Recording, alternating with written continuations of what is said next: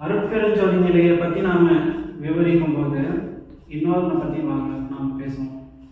நிறைய பேர் சொல்லுவாங்க, இந்த எல்லா உலகத்தையும் சிவபெருமான் படைச்சாரு.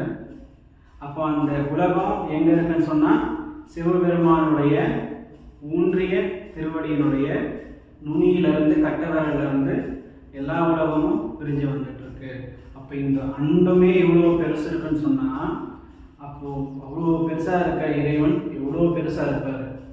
அப்போது அந்த இறைவன் நடராஜராக இருக்கக்கூடிய நிலையிலேயே அவர் எவ்வளோ அற்புதமாக இருக்கும்போது அவரையும் விட உயர்ந்த நிலையில் எந்த ஒரு வித்தியாசமும் பார்க்காம இருக்கக்கூடிய அருட்பெருஞ்சோதியினுடைய நிலை எத்தகைய நிலை அப்படின்றத பற்றி நாம் புரிஞ்சுக்கணும். சரிங்களா? அப்போது நீங்கள் கறியெல்லாம் சாப்பிட்றீங்க, சன்மார்க்கத்தை கடைபிடிக்கிறது கிடையாது. பௌர்ணமி அன்னைக்கு மட்டும் நான் கறி சாப்பிட மாட்டேன், சிவன் கோயிலுக்குலாம் போயிட்டு வந்துடுவேன். அடுத்து நான் கோயிலுக்கு போகும்போது சிவ வழிபாட்டில் இருக்கும்போது மட்டும் நான் கறி சாப்பிட மாட்டேன், மற்ற நாட்கள்லாம் சாப்பிடுவேன். அப்படின்றது எப்படின்னு சொன்னால், ஓட்ட பானையில் ஓட்ட பக்கெட்டை வச்சு கிணத்துலேருந்து நாம் தண்ணி சேர்ந்துறதுக்கு சமம். சரிங்களா? கிணத்துலேருந்து நம்ம தண்ணியை வாரி கீழே போட்ட முடியும், ஏன்னா ஓட்ட வழி அதெல்லாம் வலிஞ்சு போயிடுது. அதே மாதிரி செத்துப்போன ஒரு பணத்துக்கு வைத்தியம் பார்ப்பதற்கு சமம். சரிங்களா? அப்போ நீங்கள் எல்லா மற்ற கடவுள்களையும் விட்டுட்டு சிவபெருமான் அப்படின்ற கடவுள் உங்களுக்கு தெரிஞ்சிருக்காரு அப்படின்னு சொன்னால் அதுவே அவரோட பெரும் கருணை, பெரும் அருள். அதை முதல்ல நாம் புரிஞ்சுக்கணும். அதை புரிஞ்சுக்கிட்டு இந்த எல்லா மூர்த்திகளையும் விட்டு சிவபெருமானை சிக்கென பிடிக்க வேண்டும். அப்போ சிவபெருமானை நாம் சிக்கென பிடித்தால்தான் அதற்கு மேல்நிலையில் நாம் செல்ல வேண்டும், அல்லது குறைந்தபட்ச முக்தியையாவது அடைய முடியும்.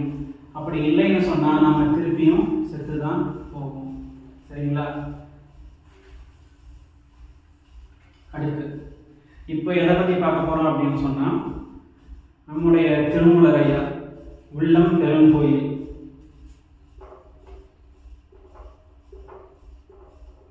ஊனுடம்பு ஆலயம் வல்லர் திறனார்க்க வாய் கோபுர வாசல் எல்லாம் தெளிந்தோருக்கு சீவனே சிவலிங்கம்.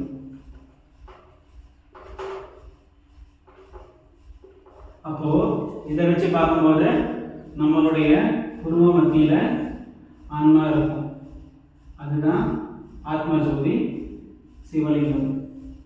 அப்போ நம்மளுடைய வாய் ஆலயத்தினுடைய கோபுர வாசல், நம்மளுடைய நாக்கு நந்தி. பெரிய நாக போட்டுக்கலாமா காளி மாதிரி? நம்முடைய நாக்கு நந்தி. சரிங்களா? அப்போ இந்த உடம்பு கை, கால், மூக்கு, வாய் எல்லாம் வச்சிருக்க இந்த உடம்பு ஆலயம். சரி, அப்போ உள்ளம் எங்க இருக்கு அப்படின்ற ஒரு கேள்வியா இருக்கு. நீங்க எல்லாரும் என்ன நினைச்சிட்டு இருப்பீங்க? மனசு தான் நம்மளோட உள்ளம்னு நீங்க நினைப்பீங்க. அது கிடையாது. மனம் புத்தியை விட ரொம்ப ரொம்ப சின்னது தான் மனசு. அது நமக்கு இகத்துக்கும் வழிகாட்டும், பரத்துக்கும் வழிகாட்டும். சரிங்களா? அப்போ உள்ளமும் மனசும் ஒன்று கிடையாது. இந்த உள்ளம் அப்படின்றது ரொம்ப ரொம்ப ரொம்ப ரொம்ப ரொம்ப ரொம்ப பெருசு. எந்த அளவுக்கு பெருசுன்னா, நான் உங்ககிட்ட ஏற்கனவே சொன்னேன் இல்லையா, இந்த மொத்த உலகமும் ஆடிக்கொண்டு இருக்கக்கூடிய நடராஜரின் ஊன்றிய திருவடியிலிருந்து விரிந்தது. அப்படின்னா இந்த இறைவன் எவ்வளோ பெருசாக இருப்பார். அந்த மாதிரி தான் நம்முடைய உள்ளமும். இது உடம்பு, ஆனால் நம்மளோட உள்ளம் எல்லையே இல்லாமல் பறந்து விரிந்து இருக்கும் அப்படின்ற உண்மையை நாம் புரிஞ்சுக்கணும். சரிங்களா? அப்போ அந்த உள்ளம் பெருங்கோயில் அப்படின்ற நிலையை நாம் அடையும் போது இந்த எல்லைகளெல்லாம் நமக்கு இருக்கவே இருக்காது. நான் என்னதான் முயற்சி பண்ணாலும் இந்த உடம்பு அப்படின்ற எல்லையை விட்டு என்னால் இப்போ போக முடியாது. நான் என்னதான் முயற்சி பண்ணாலும் இந்த பூமி அப்படின்ற எல்லையை விட்டு என்னால் போக முடியாது. நான் என்னதான் முயற்சி பண்ணாலும் இந்த பால்வெளி அண்டம் அப்படின்ற எல்லையை தாண்டி என்னால் செல்ல முடியாது. இப்போ இது எல்லாமே ஒவ்வொரு நிலைகள் அப்படின்றத புரிஞ்சுக்கணும். சரிங்களா? கொஞ்சமான முக்தி வந்ததுன்னு சொன்னால் இந்த உடல் எல்லையை நாம் கடந்துடலாம். அடுத்து இன்னும் கொஞ்சமான முக்தி வந்ததுன்னு சொன்னால் இந்த பூமியை நம்ம கடந்துடலாம். அடுத்து இன்னும் கொஞ்சமான புத்தியும் பக்குவம் வந்ததுன்னு சொன்னால் இந்த பால்வெளி அண்டத்தையும் கடந்துடலாம். அப்போ எந்தெந்த அளவுக்கு உங்களுக்கு பக்குவமும் அனுபவமும் கிடைக்குதோ அந்த அளவுக்கு உங்களுடைய எல்லை விரிந்து கொண்டே போகும். சரிங்களா? அப்போது இந்த ஊரை நான் சேர்ந்தவன் அப்படின்னு நீங்கள் நினைக்கும் போது நீங்கள் அந்த ஊருக்காரன், இந்த மாவட்டத்தை நான் சேர்ந்தவன் அப்படின்னு நீங்கள் நினைக்கும் போது நீங்கள் அந்த மாவட்டத்துக்காரன், இந்த ஸ்டேட்டை நான் சேர்ந்தவன் அப்படின்னு நினைக்கும் போது நீங்கள் அந்த ஸ்டேட்டுக்காரன், இந்த நாடுன்னு நான் நினைக்கும் போது நீ இந்தியன், நீ பாகிஸ்தானியன், நீ ஸ்ரீலங்கன், நீ சைனாக்காரன் அப்படின்னு இருப்போம். இல்லை நான் இந்த அனைத்து உயிர்களுக்குமானவன் அப்படின்னு, இந்த அனைத்து உயிர்களுக்குமானவன் அப்படின்னு நாம் நினைக்கும் போது அப்போதான் நமக்கு அந்த கருணையும் அருட்பெருஞ்சோதியோட எண்ணமும் நமக்கு சிவபெருமானோட எண்ணமும் உருவாகும். அங்கேருந்து தான் நம்ம மனசே முதல்ல இருக்கும். கொஞ்சம் கொஞ்சமாக விரிவடைஞ்சு பெரும் கோயிலாக மாறும். இந்த பெரும் கோயில், உள்ளம் பெருங்கோயில் அப்படின்றது நம்ம மனசை இங்கே குறிக்காது. இந்த பெரும் கோயில் அப்படின்றது அது எல்லையே இல்லாத ஒரு விஷயம். அது அனுபவத்தால் நம்ம எல்லாரும் பெறணும். சரிங்களா?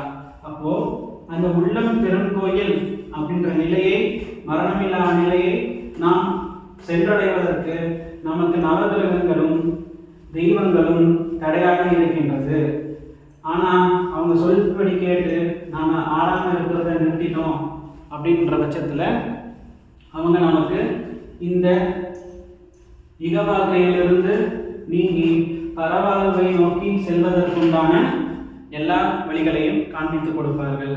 அடுத்து ஏக சிவமும் ஏக சக்தியும் நமக்கு அருள் புரிவார்கள். அதுக்கு அடுத்ததான் நாம் எப்படி உள்ளம் பெருங்கோயில் என்ற நிலைக்கு நாம் செல்வோம். அதனால் எனக்கு தெரிந்த எல்லா வித்தியாசங்களையும் எல்லாமே ஓரளவு நான் தெளிவாக சொல்லியிருக்கேன். நிச்சயமாக இது உங்களுக்கு புரிஞ்சிருக்கும்னு நினைக்கிறேன். ஒரு புது கருத்தாகவும் பிடிச்சிருக்கும்னு நினைக்கிறேன். நான் சொன்ன கருத்துக்களை நிச்சயமாக உங்களுக்கு ஏதாச்சும் மாற்று கருத்து இருந்ததுன்னு சொன்னால் வாங்க, ஒத்த மனம் உடையவர்கள் சத்விசாரம் செய்யலாம். அதில் எந்த ஒரு ஆட்சேபனையுமே கிடையாது.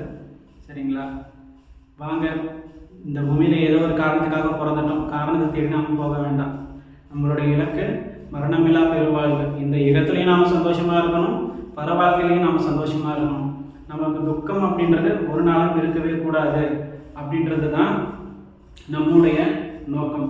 அதற்கு தடையாக எந்த விஷயங்கள் வந்தாலும் அது நாம் தொடர்ச்சி எரிஞ்சிட்டு நாம் பாட்டுக்கு நம்ம வாழ்க்கையில் போயிட்டே இருக்கோம் அப்படின்னு சொல்லி மீண்டும் உங்களிடமிருந்து விடைபெறுகிறேன். நன்றி, வணக்கம். திருச்சிற்றம்பலம்.